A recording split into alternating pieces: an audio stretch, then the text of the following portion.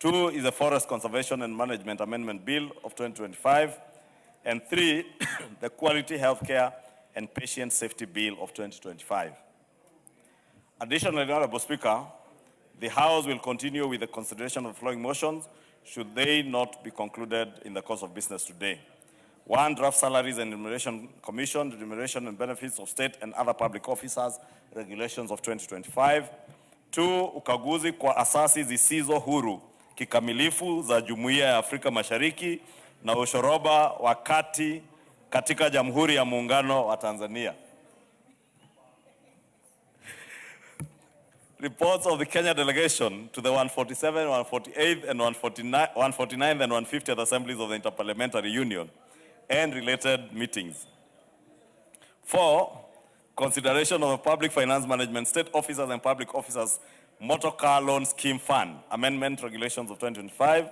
5, consideration of the Public Finance Management Wildlife Conservation Trust Fund Regulations of 2025. 6, consideration of a petition regarding delay in resettlement of squatters under the Chepkumia Land Exchange Program. 7, 10th report of the audited accounts of the National Government Constituencies Development Fund for specified constituencies for the financial years 2016-2017 to 2021-2022. 8 is the 5th report on the audited accounts of various state corporations in Western Region for the financial years 2018-2019 to 2020-2021. 9 is the 11th report on the audited accounts of the National Government Constituency Development Fund for specified constituencies for the financial years 2016-2017 to 2021-2022. 10 is the 7th report on the audited accounts of various state corporations for the financial years 2018-2019 to 2020-2021. And lastly, inquiry into the pricing of tea in Kenya. Honorable Speaker, I note that various bills referred to mediation committees are still pending consideration.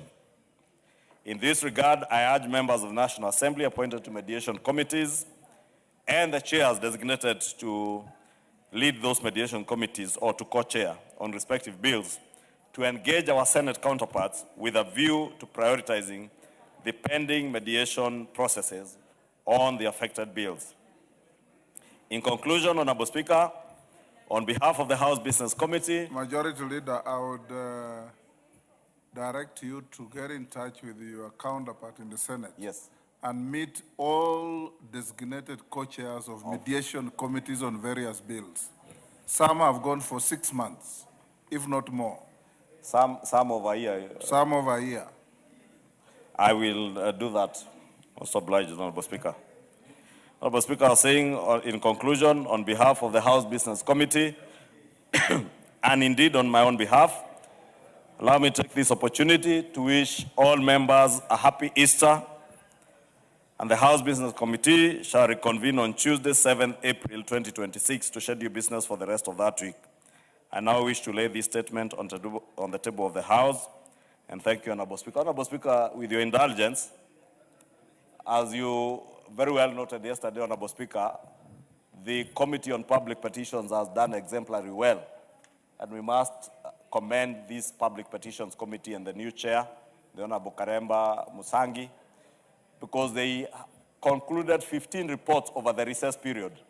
That is why, Honorable Speaker, when we say that the short recesses are usually working recesses, besides all the other departmental committees and the Budget and Appropriations Committee that were very busy during the short recess, considering the supplementary budget that we began consideration of yesterday, the Public Petitions Committee has also set a very good example, and we want to encourage all other committees, and indeed, Speaker, as you have rightly said, to also engage our counterparts in the Senate on pending business before the committees for bills that have been referred for mediation. I have particularly in mind the Committee for Agriculture, the Food and Feed Safety Bill, which I think is a 2023 bill that is still in mediation between the two houses.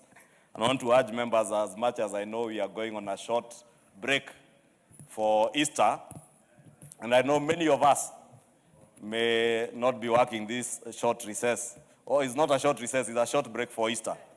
But let us take time to rest those 4 days. I know it is the usual break that we usually break Friday to Monday, but this being Easter period, let us also take time to join fellow Christians in our churches and continue encouraging our church leaders and our clergy to continue praying for this nation, praying for leaders. And those leaders are you who are elected by the people. But also, Honorable Speaker, because I've heard the clergy being asked not to meddle in politics. And they have been accused of having prayed administrations into office. Honorable Speaker, it's important to say that the clergy and the church has a cardinal responsibility to pray not just for leaders, but also for the country. And should prayers be answered in a way that does not please somebody, you should not blame the church. You pray to God to answer prayers according to his will. We never pray to God to answer our prayers according to individuals' will. Therefore, he who is unhappy because prayers were not answered as he desired, I would plead with him, please, it is time to heal. It is time to heal. And accept that the will of God can never be the will of man. And there shall never be a time that the people in this country will worship a man or indeed worship a family. It will never happen. Therefore, allow the people of Kenya to pray and to be led by their clergy and the church in prayers for the nation, prayers for the president, prayers for the leaders, like the leaders who are in this house and others out there. Because we cannot demonize the church and accuse the church of having misled the nation because you think they did not pray for you to succeed where you wanted to succeed. Please heal. It is time to heal and move on. Honorable Speaker, I say that because I am a Christian. And I know when I pray and I plead to my God to guide and lead me, I leave it to God to do his will. I may have my will and my desire, but I cannot superimpose that on God, leave alone the people of Kenya. And I have seen there's somebody now who wants to superimpose his will and his desires on the people of Kenya and even on God and force the church to pray the way he wants them to pray. Honorable Speaker, I say that with immense respect to those who may imagine that they sit in a place where God sits.